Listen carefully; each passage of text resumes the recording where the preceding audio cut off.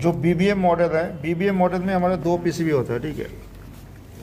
एक हो गया आपका मेन पावर PCB, इसमें फर्स्ट ये मेरा सप्लाई है, ये न्यूट्रल है। उसके बाद आपको यहाँ पे एक फ्यूज़ मिलेगा और उसके बाद यहाँ पे एक VDR भी है, ठीक है। कभी हाई वोल्टेज हो गया, मशीन में कुछ शॉर्ट है, तो उस कंडीशन में आपका ये फ्यूज़ उड़ सकता है। तो आगे अगर सप्लाई नहीं आ रहा है तो फर्स्ट आपको देखना है कि आपका फ्यूज़ सही है कि नहीं। मेन PCB में 220 सप्लाई आ रहा है कि नहीं और आपका फ्यूज़ ओके है कि नहीं। उसके बाद यहाँ से जो सप्लाई है 220 सप्लाई आपका जो मेन PCB है वहाँ पे जाएगा 220 सप्लाई, ठीक है। आप यहाँ पे देखो, यहाँ पे भी आप देखो 220 सप्लाई मिलेगा आपको।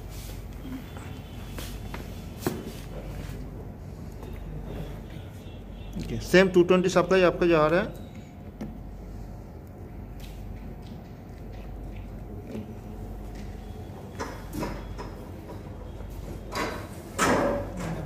ठीक है, उसके बाद वो सप्लाई से यहाँ पे जो बड़ा वाला जैक है ये 220 सप्लाई का जैक है।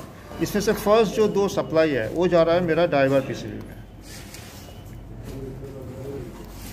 नीचे तो ऊपर, ठीक है। फर्स्ट जो ब्लू, न्यूट्रल और उसके बाद चॉकलेट वाला वायर है वो है आपका ड्राइवर PCB का 220 सप्लाई है, ठीक है, ये दोनों। उसके बाद एक ब्लू और रेड है, ये दोनों है आपका मेन जो हीटर है, हमारा मेन हीटर का सप्लाई है। और उसके बाद जो ब्लू एंड वाइट है ये है मेरा ऑक्सिलरी हीटर का सप्लाई है, ठीक है। तो जो जब डिफॉस्ट में जाएगा तब PCB हीटर को सप्लाई देगा। और यहाँ पे DC 12 वोल्ट सप्लाई मेरा आ रहा है मेन PCB से। DC में 12 वोल्ट सप्लाई आ रहा है, वहाँ पे 2 12 वोल्ट का सप्लाई है और 2 ग्राउंड है, ठीक है। एक और एक दोनों और एक में भी आएगा, 2 तार, 2 DC वोल्ट है, 2 ग्राउंड है, एक रेड और एक येलो, ठीक है। दोनों DC वोल्ट का सप्लाई है। तो सप्लाई DC सप्लाई डायरेक्ट यहाँ पे आ रहा है। अभी आपको डिफॉस्ट चेक करना है, ठीक है। इसमें देखो एक माइक्रो स्विच दिया हुआ है। ये माइक्रो स्विच जो है हम डिस्प्ले से भी टेस्ट मोड पे जा सकते हैं या माइक्रो स्विच से भी टेस्ट मोड पे जा सकते हैं। अगर मेरे को कभी टेस्ट मोड में कंप्रेसर चेक करना है, ठीक है, मेरा मशीन में कंप्रेसर नहीं चल रहा है या फैन नहीं चल रहा है, डैम्पर काम नहीं कर रहा है, अगर उसको हमको फर्स्ट टेस्ट मोड में एक बार चेक कर लेना है। तो टेस्ट मोड 1 के लिए हम 2 तरह से कर सकते हैं, एक डिस्प्ले से कर सकते हैं, दूसरा माइक्रो स्विच से कर सकते हैं, ठीक है। अगर PCB से मेरे को टेस्ट मोड में जाना है तो यहाँ पे जो माइक्रो स्विच है इसको मेरे को प्रेस करना होगा। एक बार प्रेस करने से T1 हो जाएगा, 2 बार प्रेस करने से T2 या डिफॉस्ट मोड में चला जाएगा। अभी मैं इसको एक बार प्रेस करता हूँ तो अभी डिस्प्ले में मेरा T1 आ गया, मतलब टेस्ट 1 मोड आ गया। इस कंडीशन में मेरे को चेक करना है कि PCB जो है वो कंप्रेसर को या ड्राइवर PCB को सप्लाई दे रहा है कि नहीं दे रहा है। हम 2 जगह से सप्लाई चेक कर सकते हैं। एक जो मेरा मेन PCB है, यहाँ पे जो फर्स्ट ब्राउन और जो ब्लैक वायर है यहाँ से सप्लाई जा रहा है, DC सप्लाई जा रहा है मेरा मेन PCB ड्राइवर PCB को।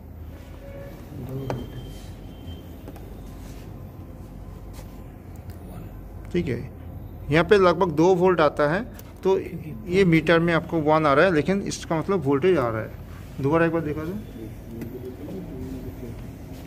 ये प्रॉम्प्ट टच नहीं हो रहा है, उसके अंदर 1 आ रहा है, ठीक है। एक चीज़ देखना है, यहाँ पे 2, ठीक है, 2 लाल वायर है जिसका कटा हुआ है, ठीक है। ये नॉर्मल ऐसा कटा रहेगा, उसको कुछ नहीं करना है, ठीक है। उसके बाद सेम मेरे को देखना है कि सेम वही वोल्टेज मेरा जो ड्राइवर PCB है, ड्राइवर PCB में मेरे को 5 पिन मिलेगा, ठीक है। नीचे जो मोटा वाला 2 पिन है उसमें 220 सप्लाई आएगा और ऊपर वाला जो 2 पिन है वहाँ पे मेरे को ये जो 2 पिन है यहाँ पे मेरे को DC सप्लाई आएगा 1 से लेके 5 के बीच। तो यहाँ पे 1 वोल्ट आ गया। और नीचे जो है जो मोटा वाला जो 2 वायर है वहाँ पे मेरे को AC सप्लाई आएगा 220 सप्लाई, 220 आ गया। तो ये मेरा मेन PCB से आ रहा है। तो अगर मेरा कंप्रेसर नहीं चल रहा है, फर्स्ट मेरे को ये 2 चीज़ देखना है, DC सप्लाई आ रहा है कि नहीं और AC सप्लाई आ रहा है कि नहीं। ये दोनों सप्लाई अगर आ रहा है उसके बाद मेरे को, उसके बाद भी अगर कंप्रेसर नहीं चल रहा है तो फर्स्ट मेरे को ड्राइवर PCB को चेंज करके देखना है। ड्राइवर PCB चेंज करने के बाद भी अगर नहीं होगा तो फिर मेरे को कंप्रेसर पे डाउट जाएगा। और कंप्रेसर के लिए हम कंप्रेसर का रेजिस्टेंस चेक करेंगे। और कंप्रेसर का जो रेजिस्टेंस है वो जैसे इन्वर्टर कंप्रेसर है, तीनों पिन में इसका रेजिस्टेंस बराबर है। ये मेरा फ्रीजर कंपार्टमेंट है। यहाँ पे आपको ऊपर में 3 जैक मिलेगा, ठीक है। ये जो मोटा वाला जैक है, ठीक है, मोटा वाला ये जो जैक है ये फ्रीजर का है। ये छोटा वाला जो जैक है ये रेफ का फैन के लिए है। और साइड में ये जो जैक है ये मेरा हीटर का जैक है, ठीक है। तो यहाँ पे मेरा 2 फैन है। ये वाला जो फैन है ये फ्रीजर का फैन है और ये वाला जो फैन है ये रेफ का फैन है। तो यहाँ पे बड़ा वाला जो जैक है इसमें 2 कनेक्टर है, एक फैन का मेरा फ्रीजर फैन का और उसके साथ जो फ्रीजर सेंसर है, ठीक है। और मेरा रेफ का जो फैन है उसका जैक है ये वाला जैक है। दोनों फैन जो है सेम है, दोनों का जैक सेम है। यहाँ पे और एक कनेक्टर दिया है फैन का, ठीक है। तो अगर फैन मेरे ओनली फैन मेरे को चेंज करना है तो यहाँ से जैक निकाल के हम चेंज करेंगे, ठीक है। लेकिन अगर हम डिफर्स्ट साइकिल चेक करना चाहते हैं, ठीक है, डिफर्स्ट का प्रॉब्लम क्या होता है, नॉर्मली कूलिंग कॉइल में ज़्यादा आइस बनता है। उस कंडीशन में हम फ्रिज को बंद नहीं करके जो मेरा मेन पीसीबी है, यहाँ पे फर्स्ट 2 वायर मेरा गया है ड्राइवर पीसीबी में, उसके बाद जो ब्लू और रेड वायर है ये मेरा हीटर में गया है, ठीक है। तो मेरे को क्या करना है कि इसको T1 से मेरे को T2 में डालना है, ठीक है। और देखना है कि यहाँ पे सप्लाई आ रहा है कि नहीं आ रहा है। अभी यहाँ पे लगा, अभी जो हीटर है यहाँ पे मेरा कोई सप्लाई नहीं जा रहा है, ठीक है। तो अभी मेरे को क्या करना है, यहाँ पे जो टेस्ट ऑप्शन है यहाँ से मेरे को इसको दोबारा दबाना है।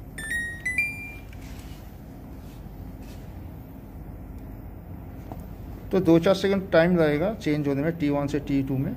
जैसे T2 में फैन, कंप्रेसर, डैम्पर सारा बंद हो जाएगा और पीसीबी हीटर को सप्लाई देगा, ठीक है। तो पीसीबी हीटर को सप्लाई दे दिया। अगर सप्लाई पीसीबी हीटर को नहीं देता इसका मतलब मेरा पीसीबी खराब है। अगर सप्लाई यहाँ पे आ जाता है तो फिर मेरे को क्या करना है कि यहाँ पे एम्पेयर चेक करना है। एक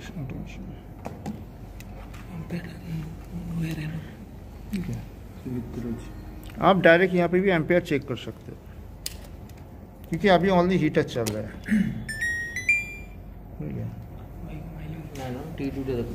ठीक है। तो 0.23 एम्पेयर ले रहा है, इसका मतलब मेरा हीटर ऑन है।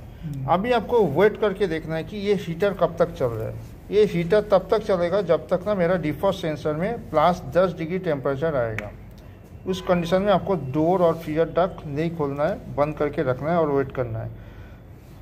अगर ये तुरंत ऑफ हो जाता है, ये जो अभी हीटर चल रहा है ये अगर तुरंत ऑफ हो जाता है तो इसका मतलब सेंसर आपका माल फंक्शन कर रहा है, ठीक है। अगर एम्पेयर नहीं दिखाता है इसका मतलब आपका पीसीबी सप्लाई दे रहा है और हीटर आपका ऑन नहीं हो रहा है।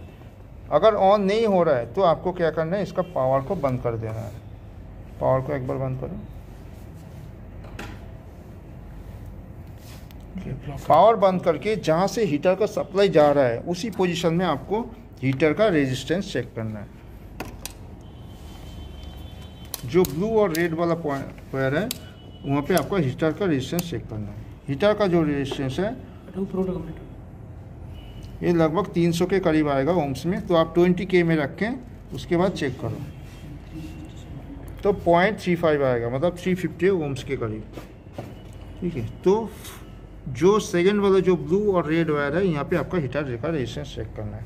यहाँ पे अगर रेजिस्टेंस बराबर आ रहा है इसका मतलब आपका हीटर, थर्मल फ्यूज और कनेक्टर तीनों ओके है।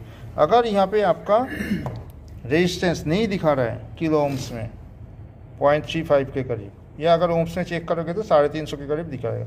अगर वो रेजिस्टेंस नहीं आ रहा है इसका मतलब आपका आइदर हीटर ख़राब होगा या थर्मल फ्यूज ख़राब होगा या अंदर कनेक्टर में कुछ दिक्कत होगा।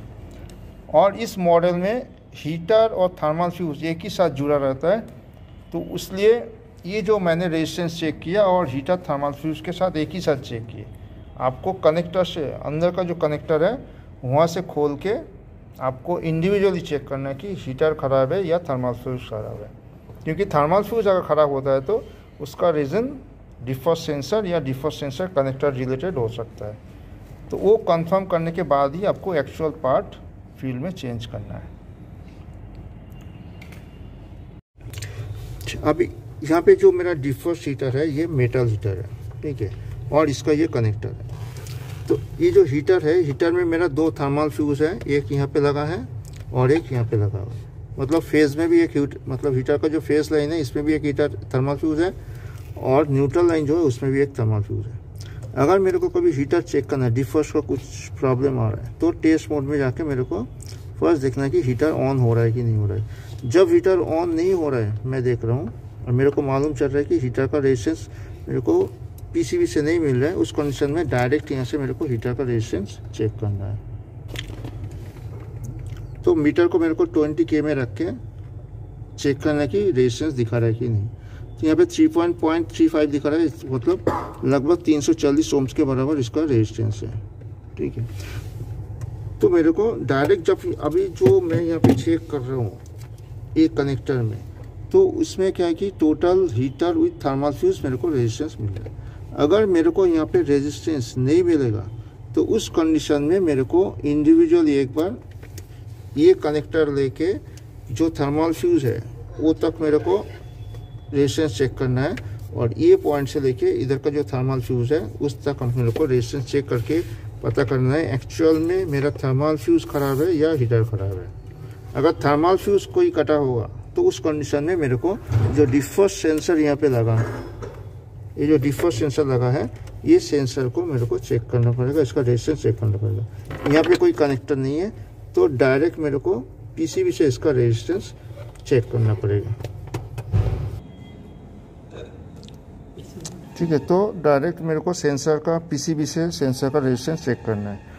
तो इसका जो रेजिस्टेंस है पीसीबी में, जो मेरा